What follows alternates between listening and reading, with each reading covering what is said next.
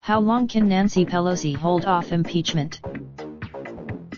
Has made clear over and over again that she opposes the Democratic-controlled House trying to impeach right now.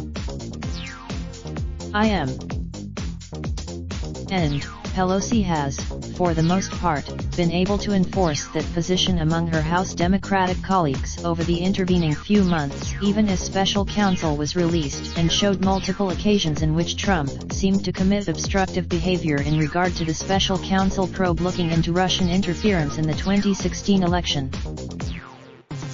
Until now. Hey, race on the rise, House.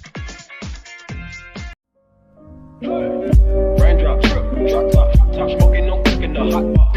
Fucking on your bitch, yeah, that.